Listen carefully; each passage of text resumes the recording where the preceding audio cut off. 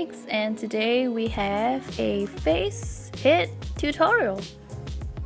Just a disclaimer before I start, there are many ways to draw faces and heads, especially since everyone looks different.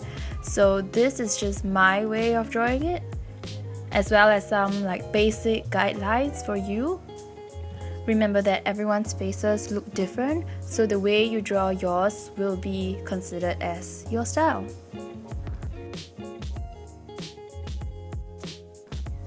First up, before I go into any more details, I'm going to talk about the guidelines and the placements of various features on the face.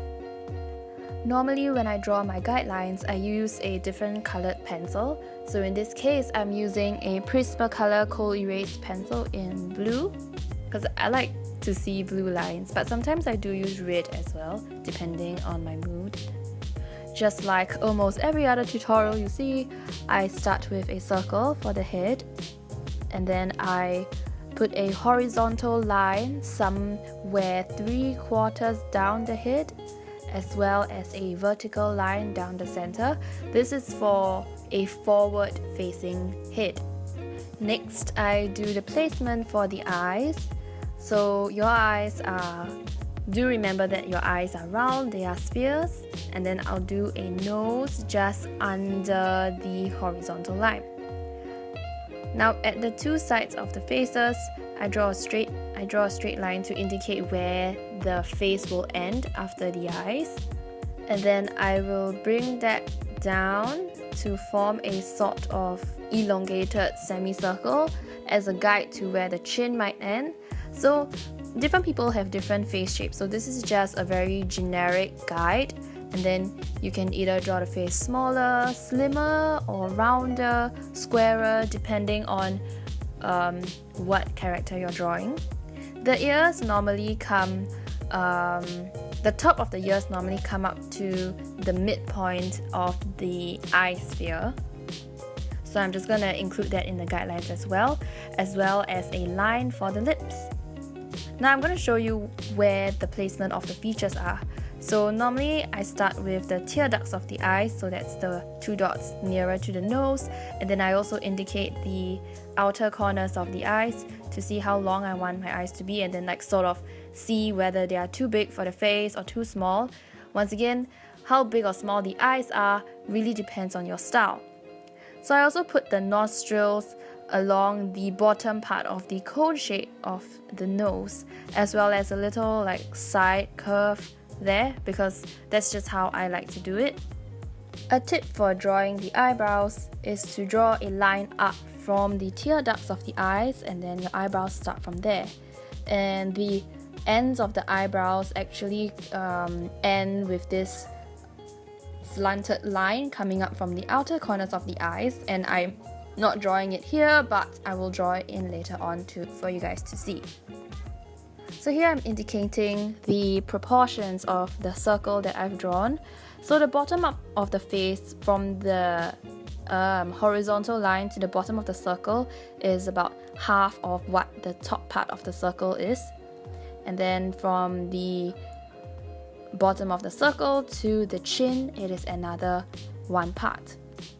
I like to do this so that I can tell where the hairline should be. And as I'm indicating here, the nose really comes in between the horizontal line and the bottom of the circle. So what I'm drawing here is the hairline, this imaginary hairline. So for example, if you want to draw your character with their fringe back, this would be where their hair would start. It normally starts from the center of the eyeball, and if you draw a straight line down, that's where the neck normally starts. Then again, your characters can differ. You can use a more slender neck, or you can have a thicker neck. It's really up to your character and what kind of feels you're going for.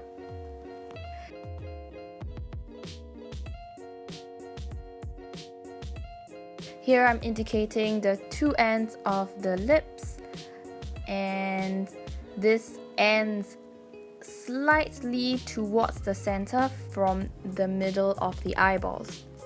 But if you want to give your character a wider mouth or a smaller mouth, it's up to you as well. And there I drew the lines for the end of the eyebrows. Moving on, I'm going to talk about the individual facial features before we go into the actual drawing of the face. Because I think it's really important to understand how each feature works on their own before like putting them on the face. The eyes are the most important part of your face, obviously, and the way an artist draws their eyes is very much how you identify their style with. I think it's very prominent from the way the artist draws their eyes. So your eyes are a sphere, it's a round ball, your eyeball is a round ball, so do remember that when you are drawing the eyes. Here I'm indicating the tear ducts as well as the end of the eyes.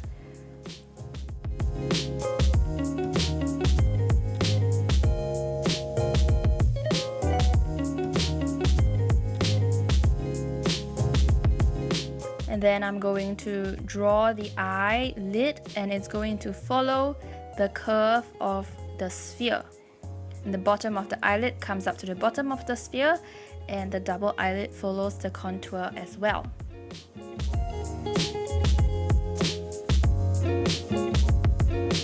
Here I'm just shading in the top lid a bit more to show some sort of eyelash thing, because I don't really draw the eyelashes much. Okay, this is what a normal eye should look like what I would draw if I was drawing a more detailed drawing. But this is not really what I draw most of the time. The eyes that I draw are more stylized. So for example, if you watch Tayo or Tsuki, my eyes, I like to draw really slitty Asian looking eyes. So I like to have uncolored eyes, so the irises are all just black, like I am drawing here. And I do not connect the tear ducts as well. Here I'm drawing a closed eye. So you can see when you close your eye, your upper eyelid comes all the way down. Your bottom eyelid is more or less gone. So the top eyelid really comes all the way down to the bottom of the sphere, and the eyelashes are more prominent and they flip downwards. The double eyelid on a closed eye is not as obvious, so make sure to keep it light. Here I am drawing an eye on a 3/4 view. So the line in the middle there is to show where the biggest part of the eye should be. So as you can see, the top lid, the curve is the highest at the vertical line that I have drawn there to show some sort of depth when you are drawing a 3/4 face. A 3/4 view face. And the eyelashes flip out towards the direction that the person is facing. Here I'm drawing a side view eye. So the side view eye is pretty much an open eye. You cannot see the tear ducts. And remember that the eyeball is curved, so when you draw the eyeball, remember to draw it curved and not flat. And you can hardly see the entire iris on the side profile, so don't fill up the entire eye, make it really small, and the eyelashes flip outwards. Make sure when you draw the top and bottom lid to follow the sphere as well. Moving on to the nose. Now, many artists also have very different ways of drawing noses. I prefer to draw them pretty subtly, I don't really draw every single component of the nose.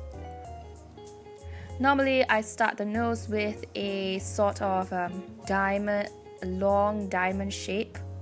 And you can't really see what I'm doing here, I'm sorry, but I put the nostrils at the bottom of the diamond shape, and then a little curve at the side, as well as a line on top to indicate the nose bridge. And that's all I do, because I don't really like to make the nose too prominent, so I draw it really subtly. Here I am working on a 3/4 view nose. So the nose, I outline the left hand side of the diamond depending on which side your person is facing. And I also forgot to mention that remember that your nose is made out of 3 balls, so the main bigger ball in the middle as well as the 2 at the side that indicate the nostrils. So this will allow you to really see where the nostrils go. As you can see, I'm drawing the guidelines for it here, and then the nostril and the side of the nose goes there. So when you're drawing the middle part of the nose, make sure to make it rounded and not like sharp. There's this roundness under the nose as well. And here I'm drawing a side-facing nose. So the side-facing nose, the small ball is sitting right on top the bigger ball because obviously you're looking at it from the side.